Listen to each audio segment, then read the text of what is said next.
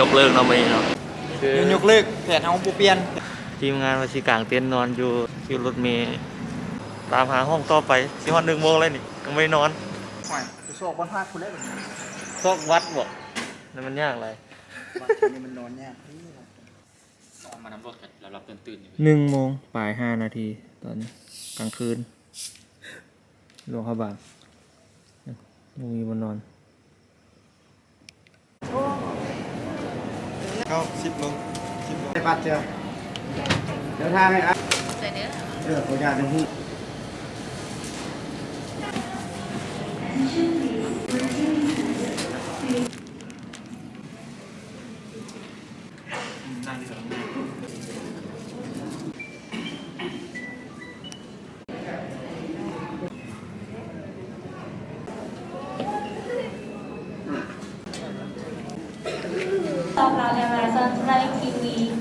ทั้งท่าขึ้นยนต์อยู่เนาะสายการบินคนมีการดีเลย์หนึ่งเพราะว่าอยู่หลวงลำพามีฝนตกเดือนมาประมาณ1 โมงแล้วปกติยนต์ขึ้น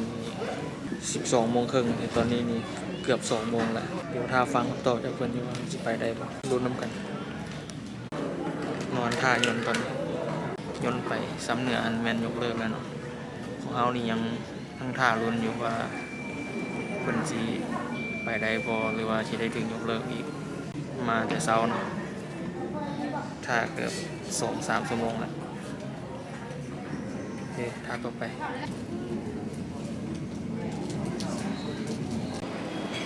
ปีถึงยกเลิกเนาะไม่เนาะเดี๋ยวเขาต้องไปติดต่อสอบถามเบิ่งเพิ่นตื่มว่าเขาเช็ดจังไดกับปีเขาเนาะ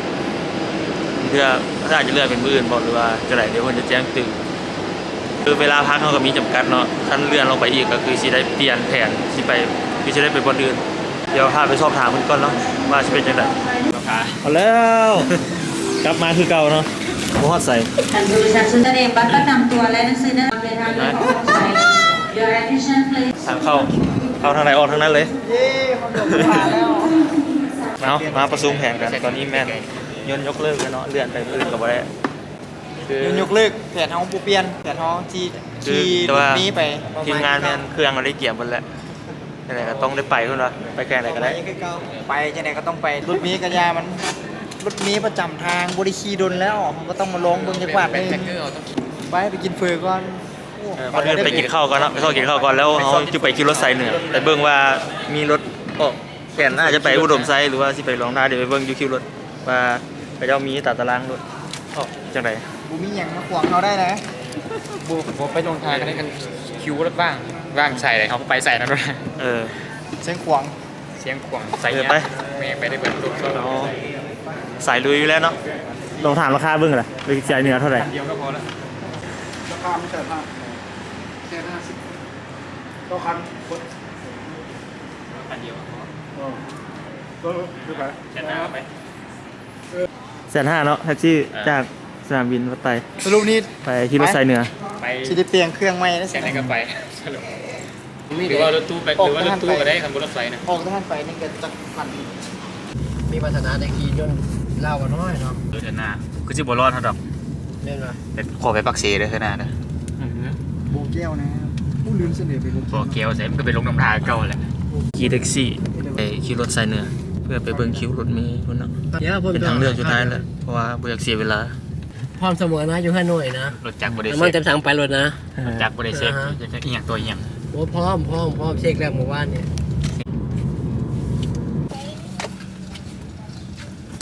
มีห้องยามงเนี่ยห้องต่อไปยามงทีมแล้วออกผมมีห้องราคาเท่าไหร่ถามราคาเท่าไหร่ลงกระบางเลยบาทละไปลงกระบางรถตู้ส่งสันซาราคาไม่เด้ตัวนี้ป้ายแดงราคาตัวเก่าเนี่ยรถเมล์เท่าไหร่อันนี้มีแต่รถตู้ที่รถเมล์ไปคือเก่าเจ้าตรงเวลากินเฟอร์ขี่รถไซเหนือเดี๋ยวก็กลับไปเดินบินอีกทำซาถ้าคือรถตู้เนาะไปหลวงพระบางเพราะว่าคนเต็มแล้วก็เที่ยวกินเนาะกินได้เพิ่นออกมาไอ้ไซบ่ได้กินข้าวแต่เช้าที่ว่าจะไปกินดูหลวงน้ำท้าเอาไปมายนเรือนส่งเลื่อนไปเลื่อนมายกเลิก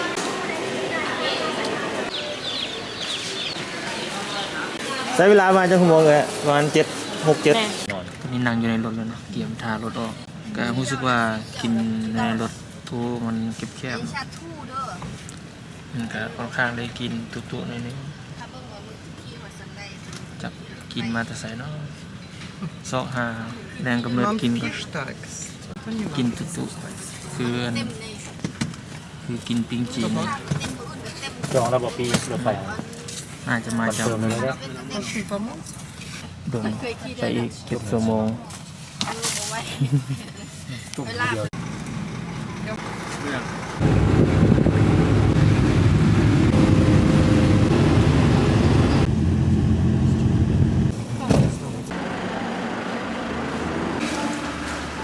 จานเท่าไหร่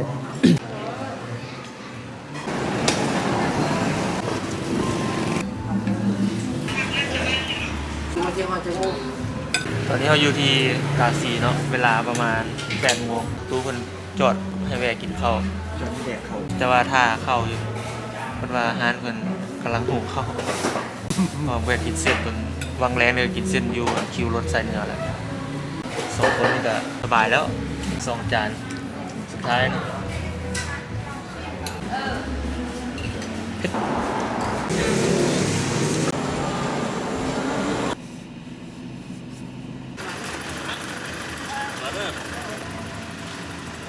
พอดี 12 โมงกลางคืนเนาะเฮาก็มาฮอดแล้วหลวงพระบางเดี๋ยวทีมงานว่าสิกางเต็นท์นอนอยู่รถเมล์แต่ว่าคิดว่ามันหากัน12 โมงแล้วมื้ออื่นรถไฟก็ออกประมาณ10 โมงสวยเพื่อไปซอกเซาบ้านพักนอนดีๆน่าจะดีกว่าพอกี่การเพราะว่าสถานีนี่ก็เจ้าคือสิแม่นตื่นแต่เช้ารถไม่หยังก็จะออกแต่เช้าหั่นนะยานสิได้ตื่นเช้าเลยที่ลำบากกูตอกกูเต้นอย่างอีกเลยคิดว่าพิโซกเสาวันพักไกลๆแถวนี้อยู่ข้างหน้านี่ก็น่าจะมีอยู่จะออกไปโซกเสาวันพักนอนสรุปไปโซกนอนวันพักแถวนี้แล้วข้างหน้าน่าจะมีอะไรนะเห็นป้ายเห็นอย่างเหลือง โอ้ยนี่เต็มทั้งที่นอน เพราะมันดังแถวนี้นะรถเที่ยวออกเดียวเข้าอยู่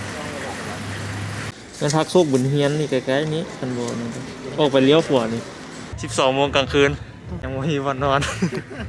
เมื่อกี้ยามไปเบิ่งนั่นพักบุญเฮียงแต่ว่าเพิ่นใส่ล็อกไว้ต้องใส่เพิ่นเต็มแล้วเลยล็อกหัวไว้พี่ซิเมน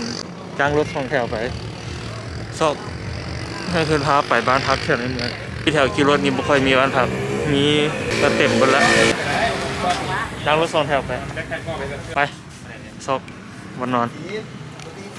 มีคนเสียดายเงินเช่ารถจักรนี่มอดใส่มันอีกเปิดราคาแค่ปากทาเวลอีลี อยู่นี่มีแต่200,000ข่อยโทรมาถามแล้ว ดูนี่นะ แถวนี้ ถ้าโอ้เดี๋ยวนี้บ่ได้แล้วไอ้ ได้แล้ว บ่ได้แล้วเดี๋ยวนี้มอบบัญชีดีเต็มบนหน้าเชื่อพอนี้เจ้าบ่ได้เราไปบนพอนี้เราเจ้าลงเอาห้องพอบัวเท่าไร เขาเพิ่งเอาที่บ่เที่ยวอยู่หรอกป่ะไม่ใช่มานอน มานอน มื้ ซื่อ เช้าที่ไปแต่เช้า ที่อันเอาที่ไปนั้นพูด ๆไปลองทางนะ เท่าไหร่เนี่ยครับ เสียนึง คน30,000 130ช่อง เสียนึงเลย แต่แสนเดียวก็พอที่ โอ้ยคนที่ฟ้องนำ ใกล้ๆนึง 5จักได้พวกเงินมั่น คนละ25ครับเนาะ บ่คนนั้นมัน30นั่นแหละ เอา30ไปเลยซะ มันดึกแล้วก็ยังมีรถแล้วทางซอยพอได้นั้นมันก็แพงคือลูกคูแหละ เรื่องห้องก็มันเลิกแล้วเอาใหญ่ร้ายเป็นไรที่ต่อหา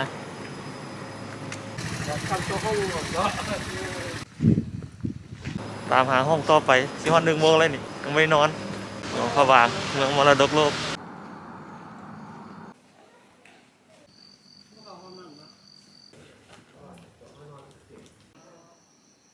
ห้อง3 เตียงเท่าไหร่ราคา How much ไอ้ใส่ไปถามตัวถึง ห้องนึง300,000อ่ะ ห้องนึง300,000 3 เตียงกันวะ ผมเรียนห้องทรงเตียง เอา3 เตียงดิกัน ห้องแซม ส่งเตียงง่ายกว่าเลยหรือ ทรงเตียงใหญ่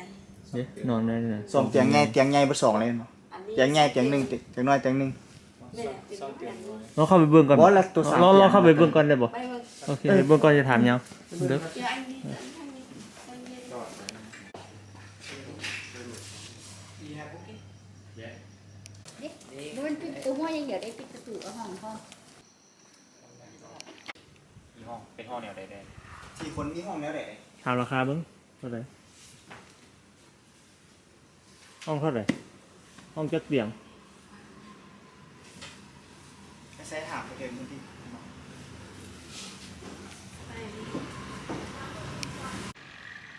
เลื่อนเลยที่บอกโอ้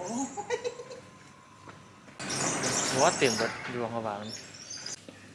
ต้องได้จองล่วงหน้า ๆอย่างต่อ ได้เลย หอยจะโชคบนภาคคุณเล่น ซอกวัดบ่นั่นมันยากเลย วัดนี้มันนอนยาก